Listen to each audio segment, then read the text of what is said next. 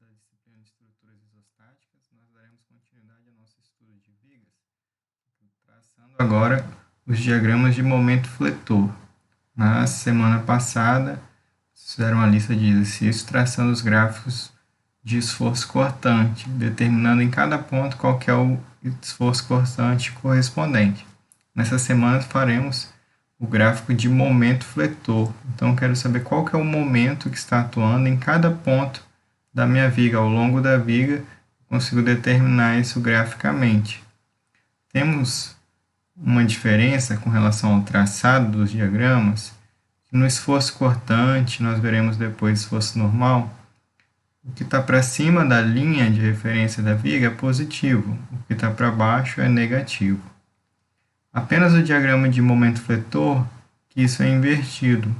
Se o valor do momento for positivo, então eu vou colocar o diagrama para baixo. Então tenho essa diferença, que resolvendo alguns exercícios a gente vai se acostumando, mas no início pode confundir um pouquinho. Então positivo é para baixo, negativo é para cima para o meu diagrama de momento fletor. Os passos são os mesmos que nós seguimos para o diagrama de esforço cortante, determinando os pontos chaves, que é início e fim de estruturas, seções onde tem forças ou momentos concentrados, apoios, início e fim de carga distribuída.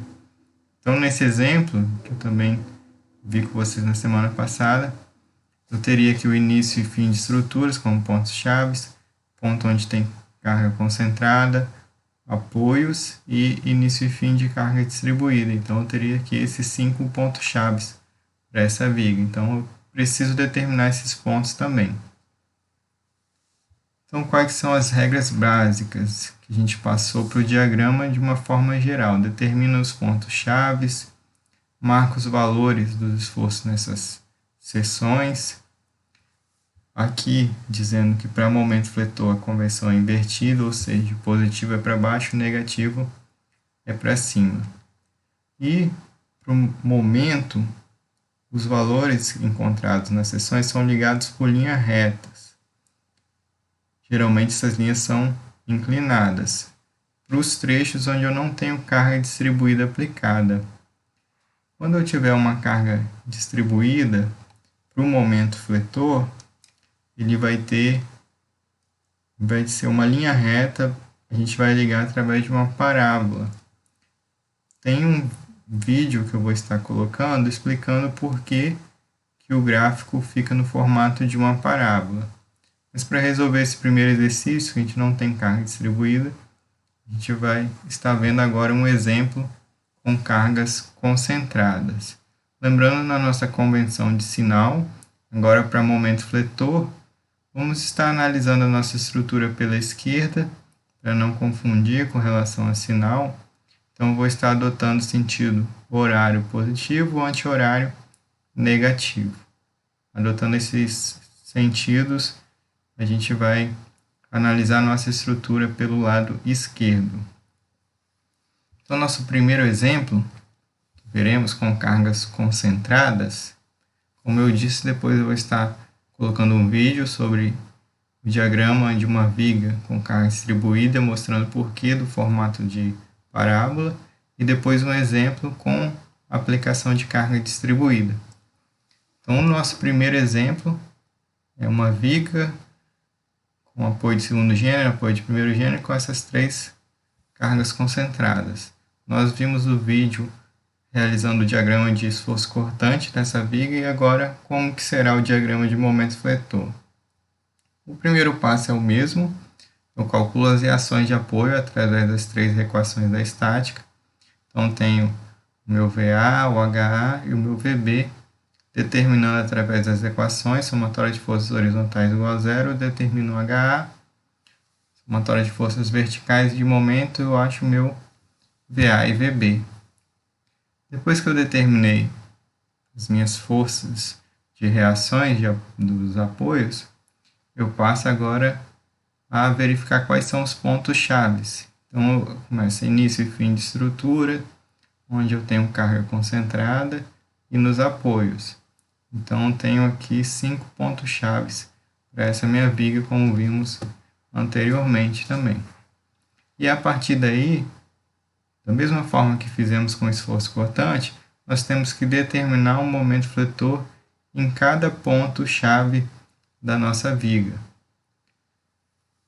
Então, eu tenho aqui as distâncias que nós iremos precisar. Analisando o meu primeiro ponto pela esquerda, aqui eu não tenho nenhuma carga momento aplicada. Então, sempre no início e fim de estruturas, desde que eu não tenha uma carga momento aplicada, o meu momento será zero. Então, momento no ponto 1 igual a zero. Tenho uma carga concentrada aqui, uma carga vertical aplicada, que não vai causar momento para esse ponto. Vou pegar esse ponto aqui como meu ponto de rotação e analisando as cargas pela esquerda, que eu não tenho nenhuma, o meu momento é igual a zero. Então, como eu disse, primeiro ponto e último será sempre zero, desde que eu não tenha uma carga momento aplicada nesse ponto. Aquela carga representada por uma roda aqui, um momento girando aqui, fazendo um giro nesse ponto. Momento no ponto 2. Então, agora eu vou pegar o meu ponto 2, segurar a minha viga pelo ponto 2, apagar tudo que está à direita, analisar só do ponto 2 para a esquerda e verificar o momento que está sendo aplicado nesse ponto. Então, como eu falei, esquece tudo que está à direita, segurar aqui a minha viga no ponto 2 e verificar as cargas que estão à esquerda. Eu só tenho uma carga à esquerda, que é o 20. Então, o momento é força vezes distância. Minha força é 20, a distância 1 metro. Então, tenho o meu momento 20 vezes 1. Se eu segurar aqui no ponto 2 e aplicar essa carga, ele vai tender a girar no sentido anti-horário. Então, lembrando da nossa convenção de sinal, sentido horário positivo ou anti-horário negativo. Por isso aqui, menos 20 vezes 1, meu momento é menos 20 kN. Meu ponto 3 agora, eu vou segurar minha viga no meu ponto 3, esqueço tudo que está à direita e analisar o giro que as forças à esquerda vão tender com relação a esse ponto. Então, segurei aqui no ponto 3 e vou verificar. A primeira carga é o 20 para baixo. Então, tem aqui menos 20, porque vai tender a girar o ponto 3. Eu estou segurando agora no ponto 3. Vai tender a girar no sentido anti-horário. Então, tenho aqui menos 20 vezes 3. E a distância agora da carga, que é 20, até o ponto 3, são 3 metros. Então, tenho menos 20 vezes 3. E agora eu tenho 62, que é a minha reação de apoio para cima, vezes a distância até o ponto 3, que é 2. 62 aqui vai tender a girar no sentido horário, então vai ser positivo. Fazendo a soma, eu tenho o valor de 64, vai ser o meu momento no ponto 3. No meu ponto 4, eu continuo o mesmo procedimento. Eu vou segurar agora no ponto 4, esqueço tudo que está à direita e verifico as cargas multiplicado pelas distâncias com relação a esse ponto. Então, a primeira carga que eu tenho é 20. Agora, a distância até o meu ponto de referência, que passou para o 4, distância do 20 até o ponto 4 são 5 metros. Então, menos 20 vezes 5 está tendendo a girar no sentido anti-horário. Próxima carga, 62 para cima, tentando girar no sentido horário, segurando aqui no ponto 4. Então, mais 62 vezes a distância de 62 até o ponto 4, 4 metros. 62 vezes 4.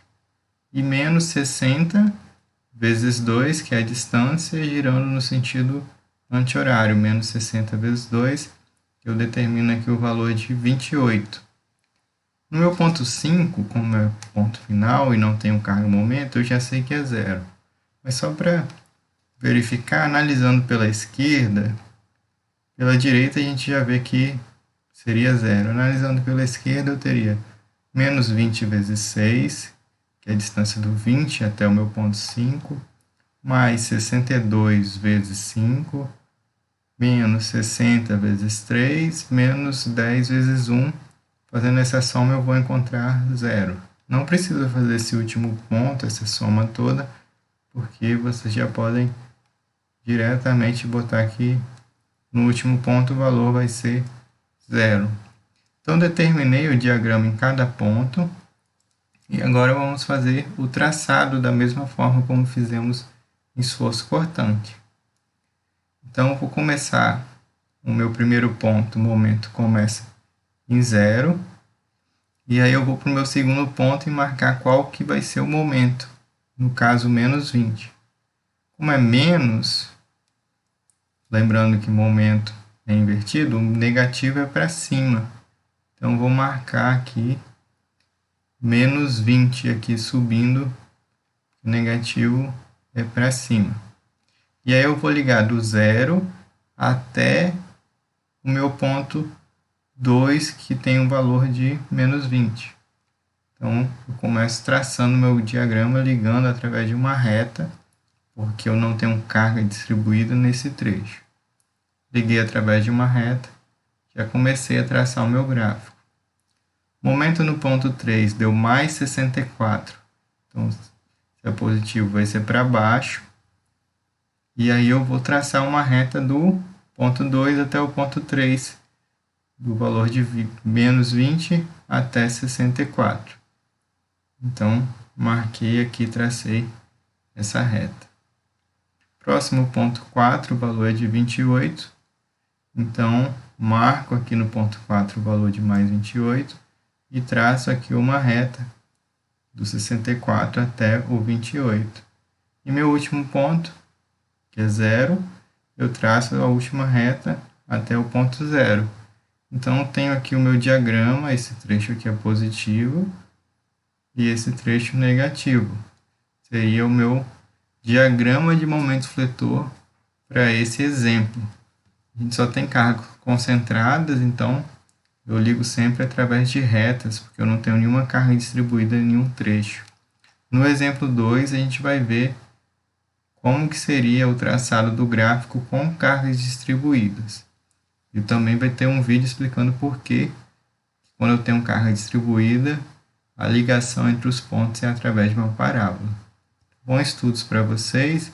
Podem começar a lista de exercício, que é a mesma que fizemos para esforço cortante, só que agora traçando os gráficos de momento fletor.